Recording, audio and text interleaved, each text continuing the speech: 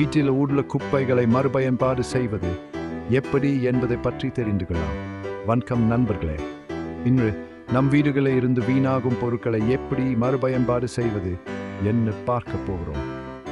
நாம் குப்பையில் எரிந்து விடக்கூடிய பொருட்களில் மறைந்திருக்கும் சாத்திய கூறுகளை கண்டுபிடிப்பது மிகுந்த மகிழ்ச்சியை தருகிறது. இது சுற்றுச்சூழலுக்கு உகந்தது மற்றும் பணத்தையும் மிச்சப்படுத்துகிறது. மறுபயன்பாடு நம் பொருட்களுக்கு புதிய வாழ்வை கொடுக்கிறது, மேலும் அவற்றின் மதிப்பை புதிய கோணத்திலே பார்க்க வைக்கிறது. ஒவ்வொரு மாற்றமும் நமது படைப்பாற்றலுக்கும் நம் சுற்றுச்சூழலின் மீது அக்கறைக்கும் ஒரு சிறிய செயலாகும். வாங்க ஆரம்பிக்கலாம். முதல்ல பழைய டி-ஷர்ட்ஸ் மற்றும் துணிகளை பற்றி பார்க்கலாம். நம் எல்லோர் வீட்டிலும் சிலேதமடைந்த துணிகள் இருக்கும், இல்லையா? ஒருவேளை அந்த பிடித்தமான மங்கிப்போன துணிகளை ஒரு கரை அல்லது கிழிசல் இருக்கலாம். சரியா? அவற்றை தூக்கி எறிவதற்கு பதிலாக அவற்றுக்கு ஒரு புதிய பயன்பாட்டை கொடுக்கலாம். அந்த மென்மையான பழைய துணிகளை சுத்தம் செய்யும் துணிகளாக மாற்றுவதை நினைச்சு பாருங்க. அவற்றை சரியான அளவில் துண்டுகளாக வெட்டி இவ்வளவு அழகாக மேற்பரப்புகளை துடிக்கணும்னு பாருங்க. அவை மென்மையான மேற்பரப்புகளில் மெதுவாகவும் தூசி மற்றும் கரைகளிலும் போது பயன்படுத்தணும். நீங்கள் அவற்றை பயன்படுத்தும் போதெல்லாம் துணிகள் ஒரு காலத்தில் உங்களுக்கு அளித்த மகிழ்ச்சியை நினைவில் கொள்ளுங்கள். இப்போது அவை இந்த புதிய முறையில் உங்களுக்கு சேவை செய்கின்றன.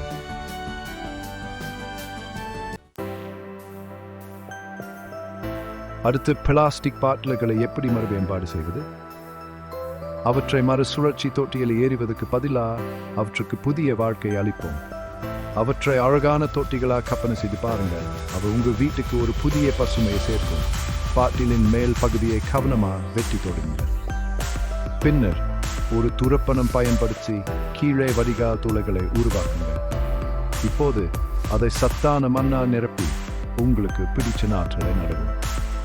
இது மறுசுழற்சி செய்வதற்கான ஒரு அழகான மற்றும் சுற்றுச்சூழலுக்கு உகந்த வழி. மேலும் இந்த மறுபயன்பாட்டு இல்லங்களில் உங்கள் தாவரங்கள் செழித்து வளர்வதை பார்ப்பதில் மகிழ்ச்சி அடைவீங்கள். நம்ம சுத்தப்படுத்தும் பயணம் இப்போ கண்ணாடி ஜாடிகள் மற்றும் டப்பாக்களோடு தொடருது. அவங்களுக்கு ஒரு தனி அழகும் பயன்பாடு இருக்கும். அவங்க பிரகாசிக்க விடுங்க. அந்த காலி மசாலா ஜாடிகளை பேர் எழுதி ஒட்டி வச்சு பாருங்க.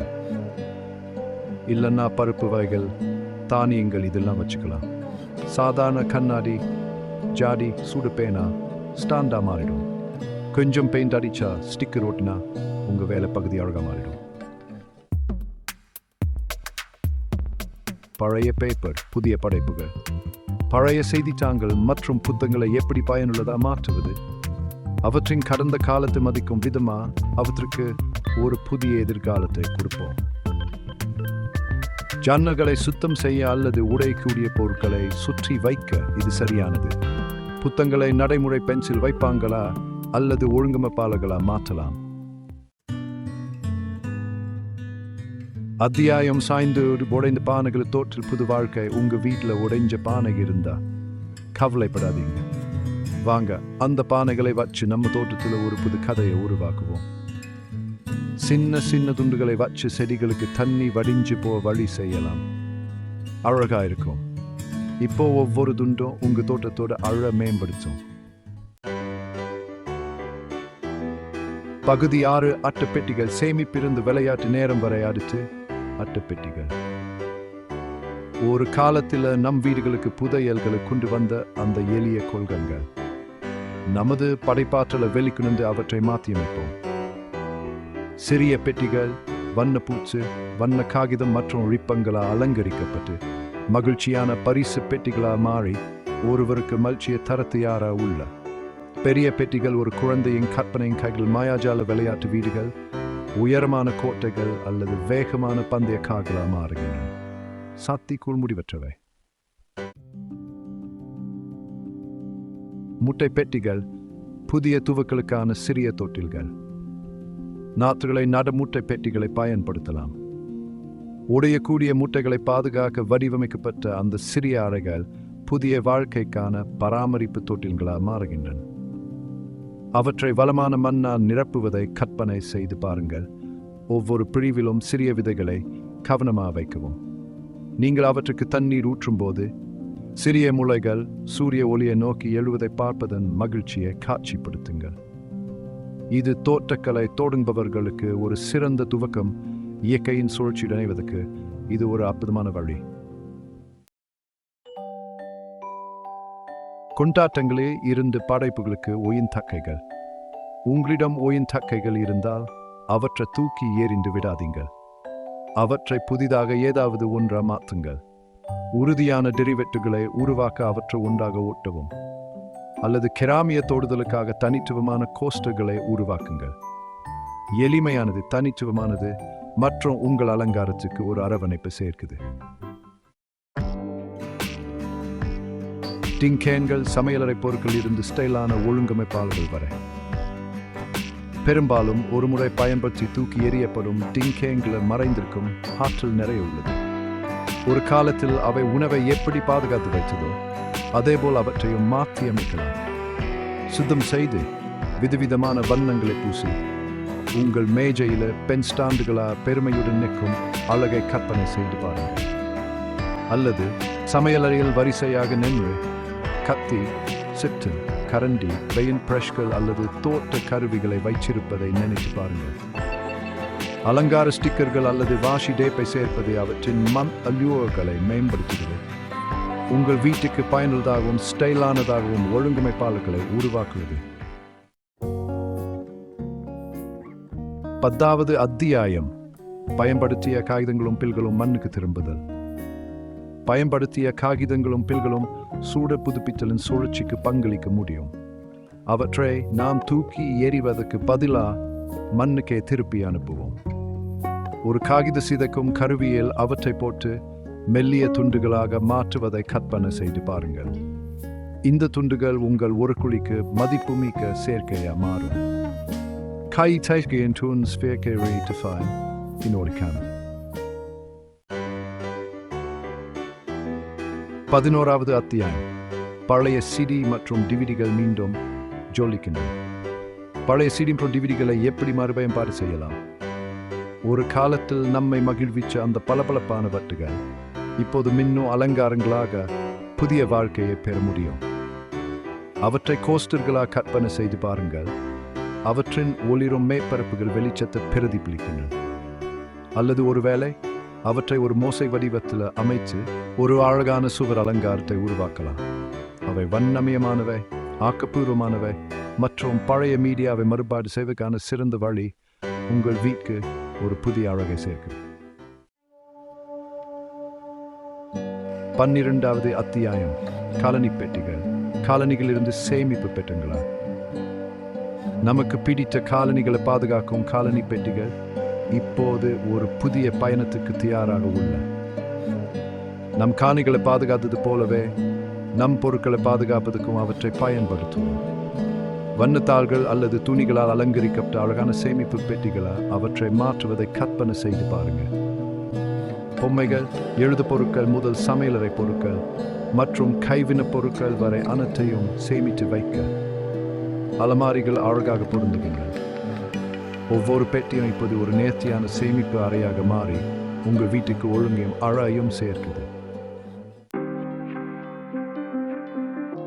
பகுதி 13. உடைந்த நகைகள் ஒரு புதையல் பெட்டி. பழைய அல்லது உடைந்த நகைகள் ஒரு வித மாயாஜால சக்தியை கொண்டுள்ளன. ஒவ்வொரு நகைக்கும் மீண்டும் மின்ன ஒரு வாய்ப்பு உண்டு. உங்கள் சேகரிப்பில் மறந்து போன புதையல்களை கண்டறியவும். காணாமல் போன காதணி ஒரு பதக்கமாக மாறும். உடைந்த நெக்லஸ் ஒரு வளையல் அழகு. படைப்பாற்றலின் தனித்துவமான துண்டுகளை உருவாக்குங்கள்.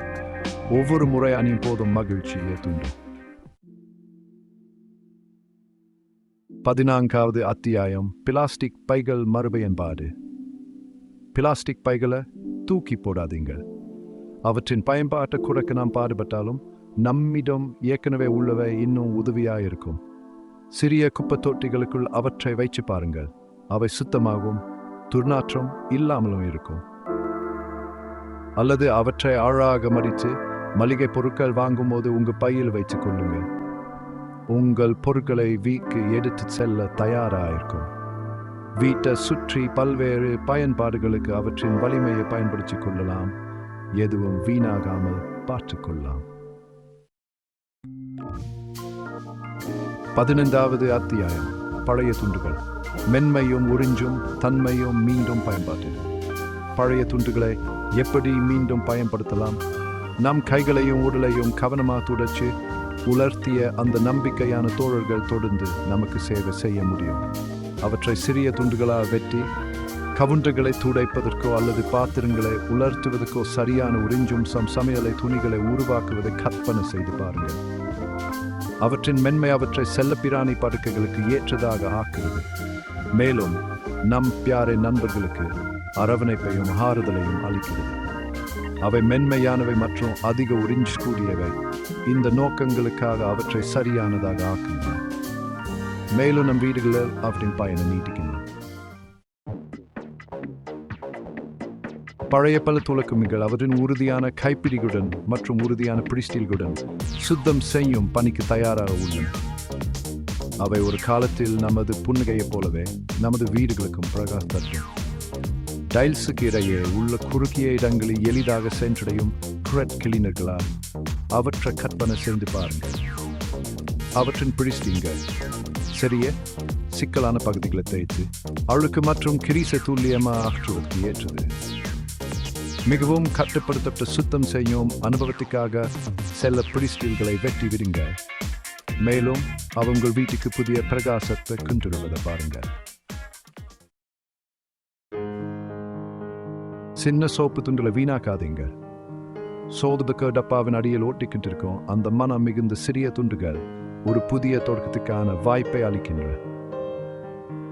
அவற்றை சேகரித்து மனம் மிகுந்த வண்ணமயமான ஒரு படத்தை உருவாக்குவதை கற்பனை செய்து பாருங்கள்.